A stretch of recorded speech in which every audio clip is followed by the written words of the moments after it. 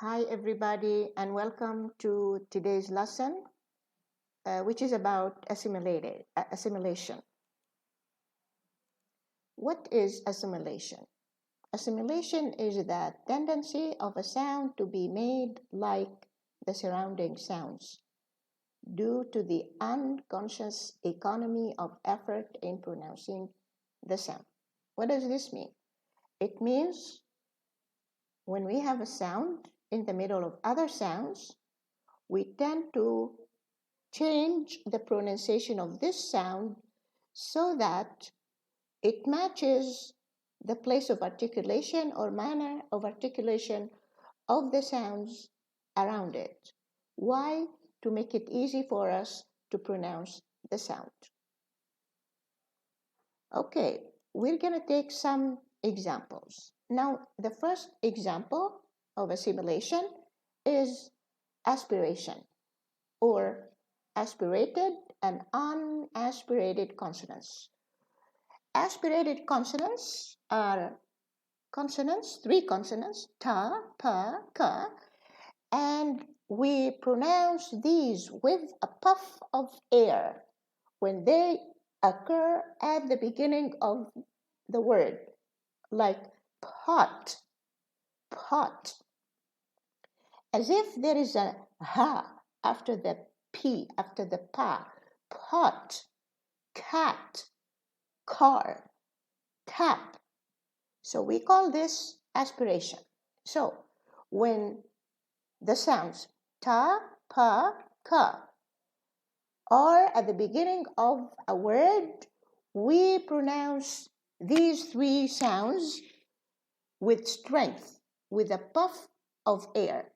But if there is an S before pa, ta, ka, then there is no puff of air. Then these sounds are not strong, like spew, stew, skip. So the pa, the ta, the ka, they are lightly pronounced. But in pot, cat, car, tap, we pronounce pa, ka, and ta with a puff of air, like a aha. Now, the second case, voicing and unvoicing. Now, in consonants, we have pairs of consonants where one consonant is voiced and the other consonant is unvoiced or voiceless. When the consonant is voiced, it is pronounced while the vocal cords are together, so strongly, like the ba, pa, ba. The unvoiced consonant, we pronounce the unvoiced consonant or voiceless consonant when the vocal cords are apart, away from each other, like the pa. So the air passes through the vocal cords very easily. Here I have examples. For example, the word news. The S is in news is pronounced za. And the pa, paper. The P in paper is voiceless. And the S, the za in news is voiced. But when we have the two words together, it's difficult for our vocal cords, vocal organs, to move from voiced to voiceless in two sounds, one after the other. So what do we do in this case? What we do, we reduce the voiced sound and we make it voiceless. That's why when news is just by itself, it's news, pronounced with a za. But if it's combined with the word paper, so we reduce the za and becomes sa. So it's newspaper. It's not a news paper, a newspaper. Why? To make it voiceless like the P, because it's difficult to say newspaper. It doesn't sound okay in English. Same thing with goose. Now goose, the S here is voiceless. It's a sa. And berry, the B is voiced. So when goose is by itself, we say goose with a sa. But when they are together, what we do here, we are moving from voiceless to voiced. So what do? We make them the same. We make both the same. So what we do, we voice the S. We pronounce it za, gooseberry, gooseberry. Now the E is silent here. Pronunciation, we don't look at the spelling. We only pay attention to how the sounds are pronounced. So when it's combined with berry, we say goose with a za, gooseberry. Same thing, 5. Now the V here is pronounced va, but when we pronounce it with pens, the P is voiceless. So what we do, we reduce the V into an F. So if they are together, we say 5 pence. It's like as if it were with, we pronounce it with a fa, not a va. 5 pence. Same thing. I have to go. Have to go.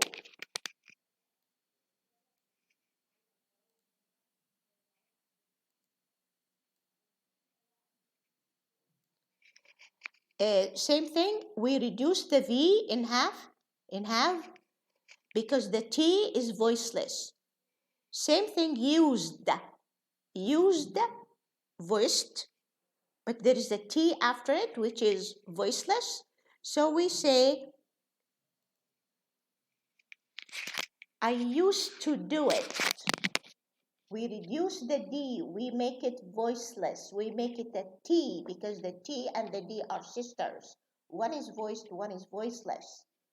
So it becomes, I used to go when we pronounce the whole sounds. And was is voiced, was, pronounced za. But certain begins with the sa. Now the sa and the za, they are sisters. The sa is voiceless, the za is voiced. So when we pronounce both together, one after the other, we cannot move from voiced to voiceless in just two sounds, one after the other. So what we do, we reduce the voiced one, the first one. She was certain, as if we have two S's. She was certain. I'll say them again. Newspaper, gooseberry, 5 pence, have to go, used to do it. She was certain. Okay, another example of assimilation is flap. And we find flaps in American English, but not in British English. And a flap is a light da. For example, in American English, they don't say matter, sitter, butter. They say matter, as if here we have a D, not a T, not a double T. Sitter, butter, letter, little, kettle. Okay, so when do we pronounce double T's as a flap, as a light D? When they occur before two vowels, before a vowel and after a vowel. So the T, the double T, are in the middle between two vowels. And then the word ends with ER. So this one is matter, sitter, butter. So we have one vowel after, one vowel before. Same thing in letter. One vowel before, one vowel after. Little, one vowel before, And here there is a schwa between the ta and the la. So, as I told you, we take into consideration pronunciation, not spelling. And kero, also, we pronounce it with a flap, with a light da, because the double T are between two vowels, one before, and also between the T and the L, there is a vowel. Okay, in words like beaten, now we have one ta, and we have one vowel before, one vowel after in pronunciation. Same thing in kitten. Notice here, there is an N at the end or after the vowel. So here, the T here is not pronounced as a ta. It's pronounced like the Arabic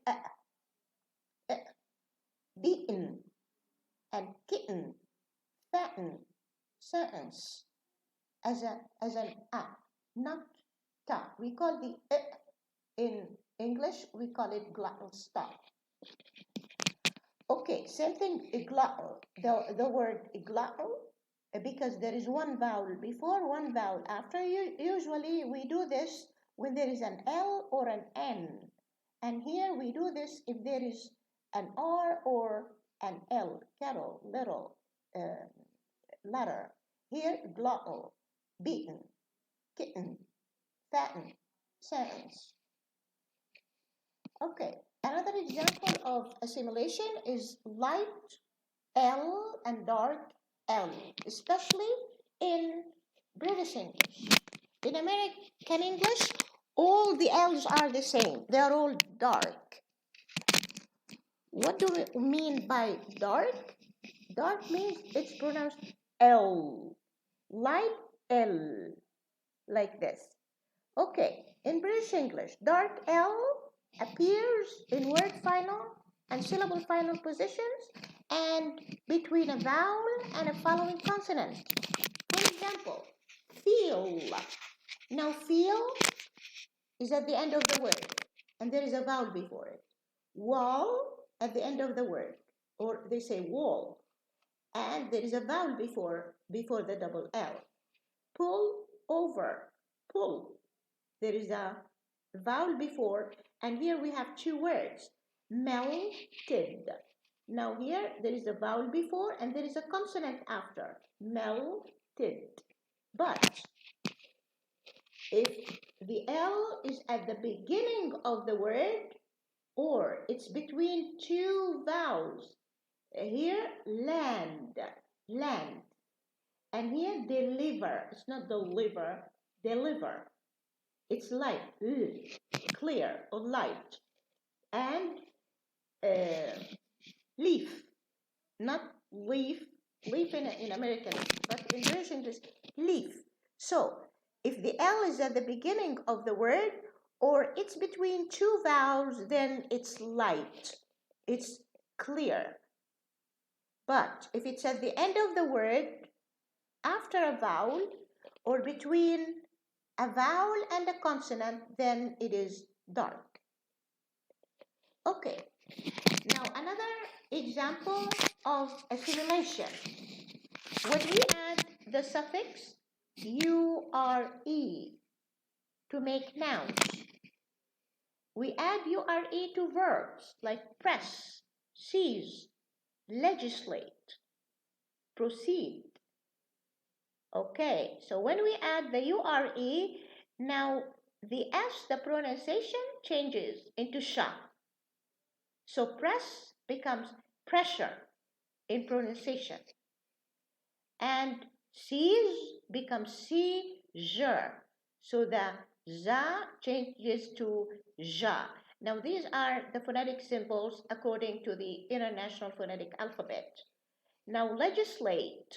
When we have here legislate ends in a T, so it becomes legislature, like lecture as well. Proceed, the D becomes a ja, procedure. So why? Because of assimilation.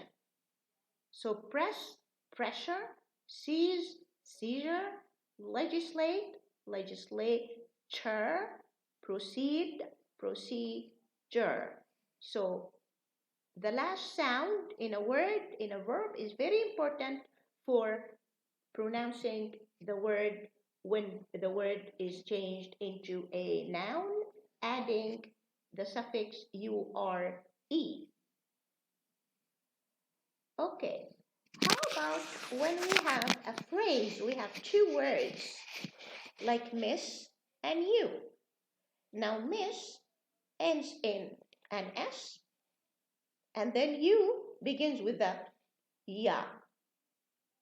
When we pronounce miss alone, it's miss with an S, but when we pronounce them together quickly, we say miss you.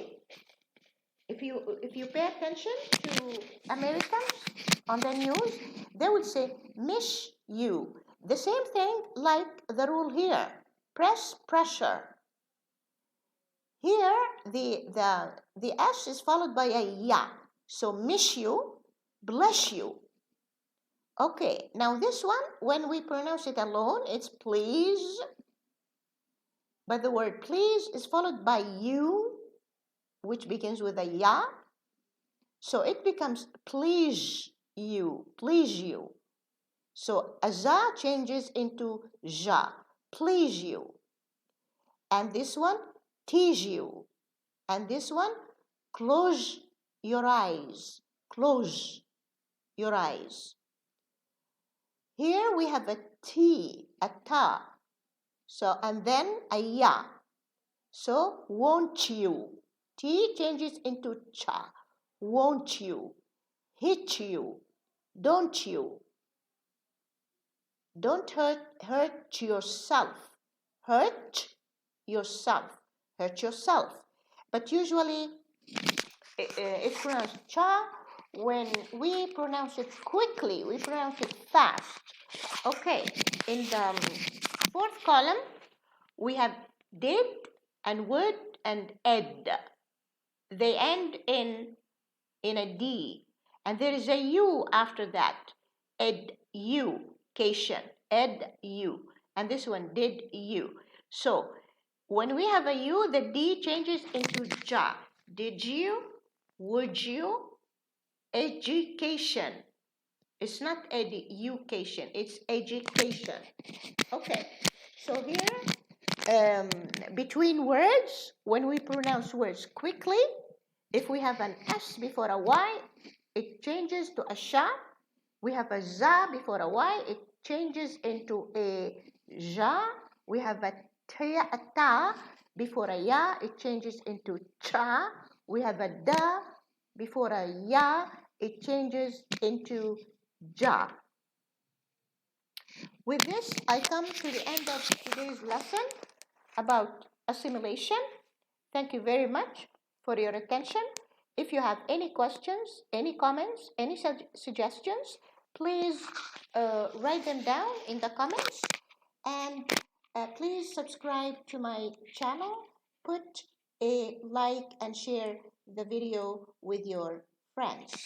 Thank you very much and hope to see you in another video in the near future. Goodbye for now.